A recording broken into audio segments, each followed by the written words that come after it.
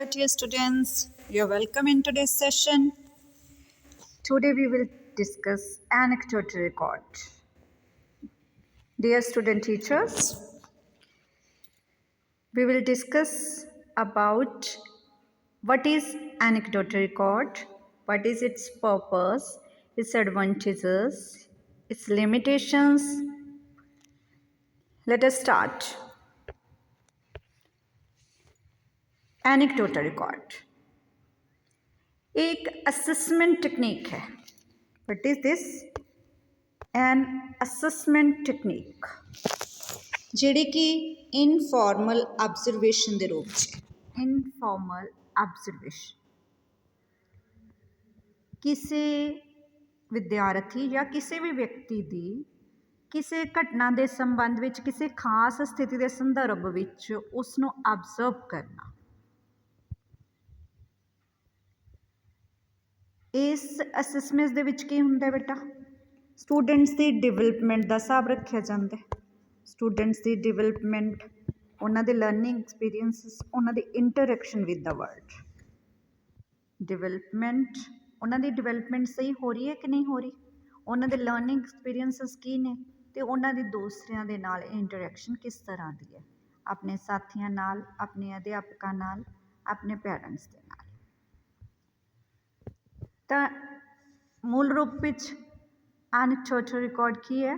ਇੱਕ ਅਸੈਸਮੈਂਟ ਦੀ ਟੈਕਨੀਕ ਹੈ, ਕਿਸੇ ਨੂੰ ਜੱਜ ਕਰਨ ਦੀ ਕਹਿ ਲਓ ਜਾਂ ਕਿਸੇ ਦੇ ਮੁਲਾਂਕਣ ਦੀ ਇੱਕ ਵਿਧੀ ਹੈ ਜਿਹੜੀ ਕਿ ਲਗਾਤਾਰ ਅਤੇ ਕਿਸੇ ਖਾਸ ਘਟਨਾ ਦੇ ਸੰਦਰਭ 'ਚ ਜਾਂ ਕਿਸੇ ਖਾਸ ਬਿਹੇਵੀਅਰ ਦੇ ਲਈ ਹੋ ਸਕਦੀ ਹੈ।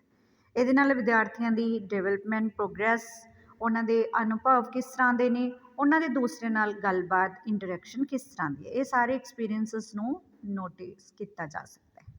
ਅਤੇ ਕੀ ਡੀਟੇਲ ਡਿਸਕ੍ਰਿਪਸ਼ਨ ਹੈ? ਡੀਟੇਲਡ ਮਤਲਬ ਵਿਸਥਾਰ 'ਚ, ਡਿਸਕ੍ਰਿਪਸ਼ਨ ਹੈ, ਵਰਣਨ ਹੈ। ਮੈਂ ਪਹਿਲਾਂ ਹੀ ਤੁਹਾਨੂੰ ਦੱਸ ਦਿੱਤਾ ਕਿ ਕਿਸੇ ਸਪੈਸੀਫਿਕ ਇੰਸੀਡੈਂਟ ਦਾ, ਕਿਸੇ ਬਿਹੇਵੀਅਰ ਦਾ, ਕਿਸੇ interaction the of any individual. ਉਹ ਸਟੂਡੈਂਟ, ਆਪਾਂ ਮੇਨ ਸਟੂਡੈਂਟ ਨੂੰ ਲੈ ਕੇ ਚੱਲਦੇ ਹਾਂ, ਪਰ ਕਿਸੇ ਦਾ ਵੀ ਹੋ ਸਕਦਾ, ਕਿਉਂਕਿ ਅਸੀਂ ਜਿਹੜੀ CCE ਹੈ ਉਹ ਸਟੂਡੈਂਟ ਦੀ ਕਰਦੇ ਹਾਂ, ਉਸ ਦੀ ਅਸੈਸਮੈਂਟ ਉਸ ਦੀ ਕਰਦੇ ਹਾਂ। ਇਹਦੇ ਲਈ ਡਿਫਰੈਂਟ ਟੂਲਸ ਯੂਜ਼ ਕੀਤੇ ਜਾਂਦੇ ਨੇ। ਉਹਦੇ ਵਿੱਚੋਂ ਇੱਕ ਟੂਲ ਜਾਂ ਟੈਕਨੀਕ ਹੈ ਐਨੈਕਡੋਟਲ ਰਿਕਾਰਡ। ਦੁਬਾਰਾ ਮੈਂ ਤੁਹਾਨੂੰ ਦੱਸ ਦਿੰਦੀ ਕਿ ਕੀ ਹੈ। ਕਿਸੇ ਵੀ ਵਿਦਿਆਰਥੀ ਦੀ ਕਿਸੇ ਵੀ ਬਿਹੇਵੀਅਰ ਦੇ ਸੰਬੰਧ ਵਿੱਚ ਆਬਜ਼ਰਵੇਸ਼ਨ ਹੈ। ਉਸ ਨੂੰ ਨੋਟਿਸ ਕਰਨਾ ਕਿ ਉਹ ਕਿਸ ਤਰ੍ਹਾਂ ਦੀ ਸਥਿਤੀ ਵਿੱਚ ਕਿਸ ਤਰ੍ਹਾਂ ਐਕਟ ਰਿਐਕਟ ਕਰਦਾ ਹੈ। ਕਲੀਅਰ? ਹਾਂਜੀ। ਕੀ ਪਰਪਜ਼ ਹੈ ਇਹਦਾ? ਪਰਪਜ਼ ਤੁਹਾਨੂੰ ਵੈਸੇ ਤਾਂ ਡਿਫੀਨੇਸ਼ਨ ਤੋਂ ਹੀ ਕਲੀਅਰ ਹੋ ਗਿਆ।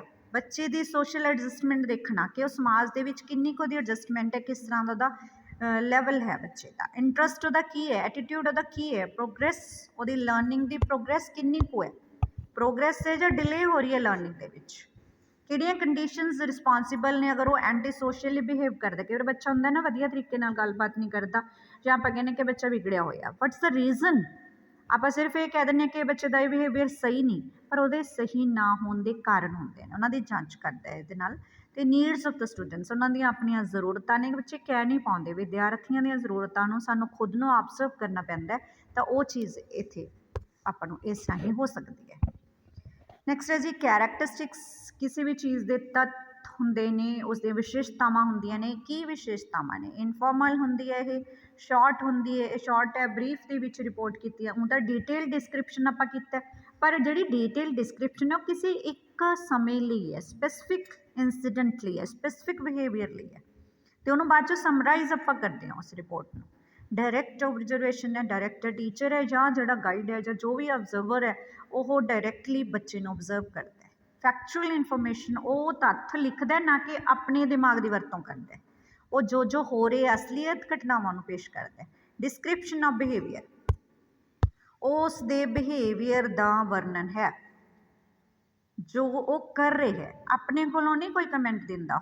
ਉਹ ਅਲੱਗ-ਅਲੱਗ ਤਰ੍ਹਾਂ ਦੇ, ਵੈਸੇ ਐਨੈਕਡੋਟਲ ਵੀ ਅਲੱਗ-ਅਲੱਗ ਤਰ੍ਹਾਂ ਦੇ ਹੁੰਦੇ, ਉਹਦੇ ਵਿੱਚ ਕਈਆਂ 'ਚ ਕਮੈਂਟ ਵੀ ਸ਼ਾਮਿਲ ਹੁੰਦਾ, ਪਰ ਮੇਨ ਤੌਰ 'ਤੇ ਉਸਨੇ ਸਹੀ ਸਥਿਤੀ ਨੂੰ ਜਾਂਚ ਕਰਨਾ ਹੁੰਦਾ।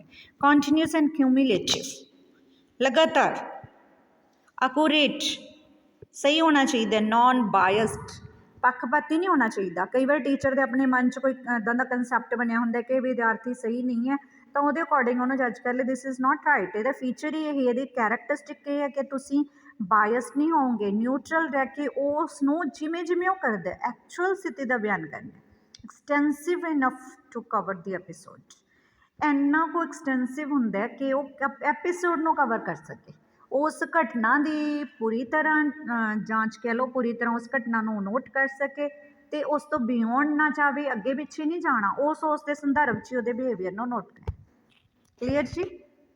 और शॉर्ट च मैं तुहानूं लिखिया होया क्योंकि कोई भी शॉर्ट नोट आ सकता है कि वट इज़ ज़्यादातर इवें आंदा वट इज़ अनएक्सपेक्टेड रिकॉर्ड, पर कई बार एडवांटेजिज डिमैरिट्स इदां दा भी आ सकता है। तो एडवांटेजिज की है बेटा, रिकॉर्ड ऑफ रियल परसनैलिटी, वैसे तो आप पॉइंट्स बार बार वही रिपीट कर रहे हैं। Real personality, true picture of the students behaviour, knowledge of problems of the students, not only knowledge, helpful in providing solution to the problem, solution भी देना है, प्रॉब्लम्स भी पता करनियां ने तो ਉਹਦਾ ਸੋਲੂਸ਼ਨ ਵੀ ਦੇਣਾ ਹੈ, ਫਿਰ ਫਰਦਰ ਇੰਪਰੂਵਮੈਂਟ ਵੀ ਕਰਨੀ ਹੈ ਬੱਚੇ ਦੀ।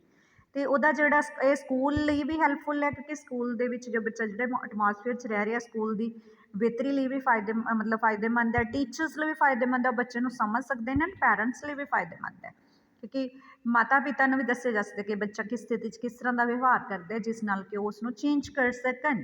ਐਡਜਸਟਮੈਂਟ ਲੈਵਲ ਉਹਦਾ ਚੈੱਕ ਹੋ ਜਾਂਦਾ ਬੱਚੇ ਦਾ, ਐਡਜਸਟਮੈਂਟ ਚੈੱਕ ਕਰਨ ਦੇ ਵਿੱਚ। ਤਾਂ ਬੱਚੇ ਦੀ real personality, true picture of the student, ਉਹਦੀਆਂ ਪ੍ਰੋਬਲਮਸ ਨੂੰ ਜਾਣਨਾ, ਉਹਦੇ ਪ੍ਰੋਬਲਮ ਦਾ ਸੋਲਿਊਸ਼ਨ ਕਰਨਾ, ਫਿਰ ਫਰਦਰ ਇੰਪਰੂਵਮੈਂਟ ਕਰਨੀ ਹੈ, ਸਕੂਲ ਟੀਚਰ ਅਤੇ ਪੈਰੈਂਟਸ ਦੀ ਹੈਲਪ ਹੋ ਜਾਂਦੀ ਹੈ। ਅਤੇ ਬੱਚੇ ਦੀ ਐਡਜਸਟਮੈਂਟ ਪੈਟਰਨ ਨੂੰ ਸਮਝਣਾ, ਉਹ ਸਮਝ ਕੇ ਉਹਦੀ ਹੈਲਪ ਵੀ ਹੋ ਜਾਂਦੀ ਆ ਬਾਅਦ ਚੋਂ ਕਿ ਕਿਸ ਤਰ੍ਹਾਂ ਐਡਜਸਟ ਕਰ ਸਕਦਾ ਹੈ। ਤਾਂ ਐਡਵਾਂਟੇਜਸ ਵੀ ਬਹੁਤ ਥੋੜ੍ਹੀਆਂ ਲਈਆਂ ਨੇ ਮੈਂ ਤੁਹਾਡੇ ਲਈ, ਮੇਨ ਲੈ ਲਈਆਂ, ਇਸ ਪਰ ਕਾਫੀ ਸਾਰੇ ਪੁਆਇੰਟਸ ਹੋਰ ਐਡ ਕਰ ਸਕਦੇ ਹਾਂ।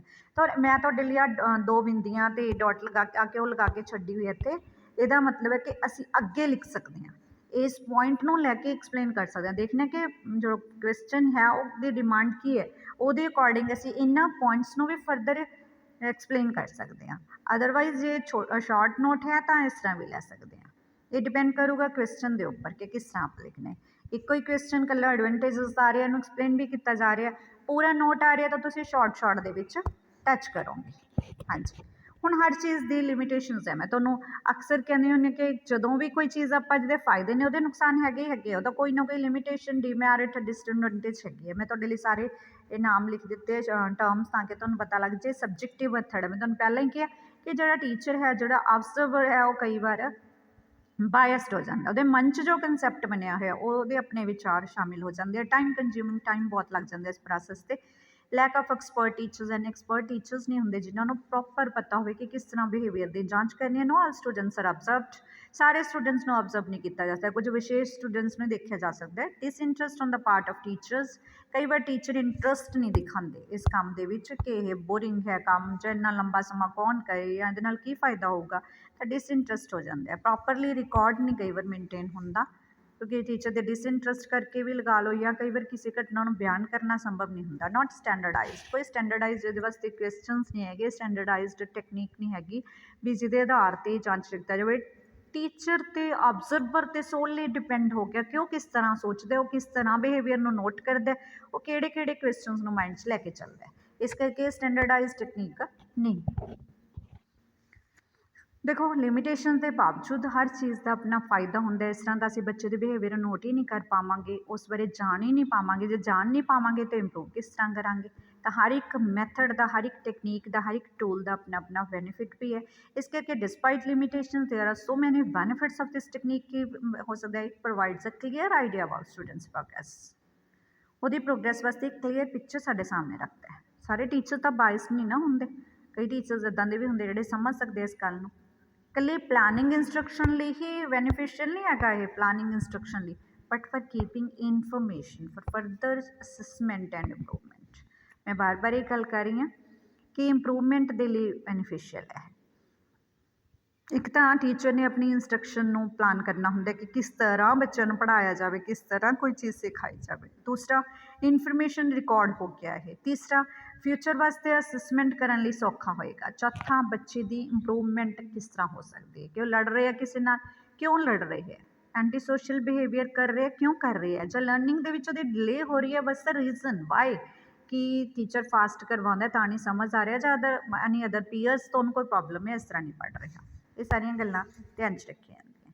ਇਹ ਇਨਹਾਂਸ ਕਰਦਾ ਨਾਲ ਟੀਚਰ ਦੀ ਆਬਜ਼ਰਵੇਸ਼ਨ ਸਕਿੱਲ ਨੂੰ, ਟੀਚਰ ਨੂੰ ਫੈਸਿਲੀਟੇਟ ਕਰਦਾ ਕਿ ਕਮਿਊਨੀਕੇਟ ਕਰ ਸਕੇ ਬੱਚਿਆਂ ਨਾਲ, ਪੈਰੈਂਟਸ ਨਾਲ ਤੇ ਐਜੂਕੇਸ਼ਨਲ ਪ੍ਰੋਫੈਸ਼ਨਲਸ ਦੇ ਨਾਲ, ਤੇ ਬੱਚੇ ਦੀ social adjustment and interaction level ਨੂੰ ਸੁਧਾਰਦਾ ਹੈ। ਇਸ ਲਈ ਕਨਕਲੂਜ਼ਨ ਦੇ ਵਿੱਚ ਆਪਾਂ ਕਹਿ ਸਕਦੇ ਹਾਂ ਕਿ ਭਾਵੇਂ ਕਿ ਐਨਕਡੋਟ ਰਿਕਾਰਡ ਦੀਆਂ ਬਹੁਤ ਸਾਰੀਆਂ ਲਿਮਿਟੇਸ਼ਨਸ ਵੀ ਹੋ ਸਕਦੀਆਂ ਨੇ, ਬਹੁਤ ਸਾਰੇ ਪ੍ਰੋਜ਼ ਐਂਡ ਕੌਨਸ ਹੈਗੇ ਨੇ, ਪਰ ਫਿਰ ਵੀ ਇਸ ਦੇ ਬਾਵਜੂਦ ਇਸ ਦੇ ਬਹੁਤ ਸਾਰੇ ਫਾਇਦੇ ਨੇ ਜਿਨ੍ਹਾਂ ਨੂੰ ਅਸੀਂ ਨਜ਼ਰਅੰਦਾਜ਼ ਨਹੀਂ ਕਰ ਸਕਦੇ। ਇਸ ਕਰਕੇ ਇੱਕ ਬਹੁਤ ਵਧੀਆ ਅਸੈਸਮੈਂਟ ਟੈਕਨੀਕ ਜਿਹੜੀ ਹੈਗੀ ਹੈ, ਟੂਲ ਹੈਗਾ ਇਹ, ਇਸ ਦੀ ਵਰਤੋਂ ਕੀਤੀ ਜਾਣੀ ਚਾਹੀਦੀ ਹੈ। ਡੀਅਰ ਸਟੂਡੈਂਟਸ, ਆਈ ਥਿੰਕ ਤੁਹਾਨੂੰ ਕਲੀਅਰ ਹੋ ਗਿਆ ਕਿ ਐਨਕਡੋਟਲ ਰਿਕਾਰਡ ਕੀ ਹੈ, ਕੀ ਇਹਦਾ ਪਰਪਸ ਹੈ, ਕਿਉਂ ਕੀਤਾ ਜਾਂਦਾ, ਫਿਰ ਇਹਦੇ ਕੈਰੈਕਟਰਿਸਟਿਕਸ ਕੀ ਹੈ, ਕੀ ਗੁਣ ਹੋਣੇ ਚਾਹੀਦੇ ਇਹਦੇ ਵਿੱਚ, ਕੀ ਫੀਚਰਸ ਹੋਣੇ ਚਾਹੀਦੇ ਨੇ, ਤੇ ਕੀ ਇਹਦੀਆਂ ਐਡਵਾਂਟੇਜਸ ਨੇ, ਕੀ ਇਹਦੀਆਂ ਡਿਸਐਡਵਾਂਟੇਜਸ ਨੇ, ਤੇ ਕੀ ਅਸੀਂ ਕਿਵੇਂ ਤੇ ਕਿਸ ਤਰ੍ਹਾਂ ਇਸ ਨੂੰ ਬਿਹਤਰ ਬਣਾ ਸਕਦੇ ਹਾਂ। ਦੈਟਸ ਆਲ ਬੇਟਾ। ਥੈਂਕ ਯੂ ਬੇਟਾ।